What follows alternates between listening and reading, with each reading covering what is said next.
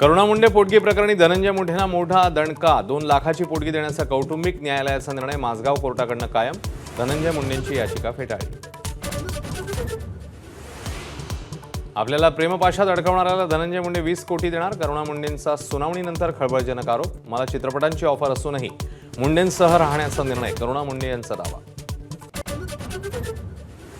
रुग्णालयाने याआधी चांगलं काम केलं असलं तरी कालचा प्रकार असंवेदनशीलच. मुख्यमंत्री वक्तव्यावर ठाम. आंदोलनाच्या नावाखाली सुरू असलेली स्टंटबाजी थांबवण्याचं आवाहन. भिसे कुटुंबियांचीही घेतली भेट. गर्भवतीच्या मृत्यू प्रकरणानंतर दीनानाथ मंगेशकर रुग्णालयाचा मोठा निर्णय. इमर्जन्सीच्या कुठल्याही रुग्णाकडून यापुढे अनामत रक्कम घेणार नसल्याचा ठराव मंजूर.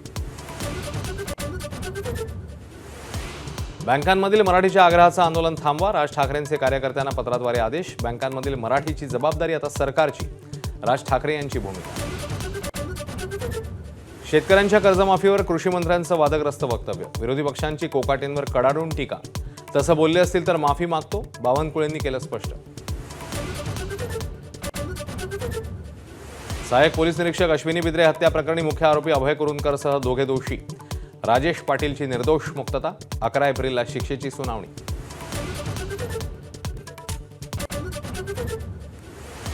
बीड जिल्हा कारागृहातील हाणामारीचा मास्टरमाइंड वाल्मिक कराडच. महादेव गीतेचा आरोप. कराडच्या आदेशावरूनच सुदर्शन घुले, प्रतीक घुलेने साथीदारांसह आपल्यावर हल्ला केल्याची गीतेची तक्रार.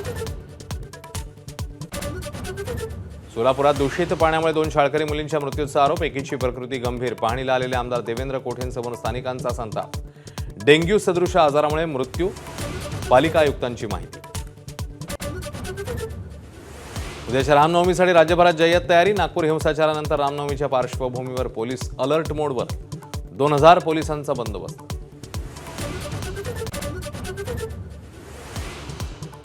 पंतप्रधान नरेंद्र मोदींना श्रीलंकेचा मित्र विभूषण हा सर्वोच्च पुरस्कार प्रदान.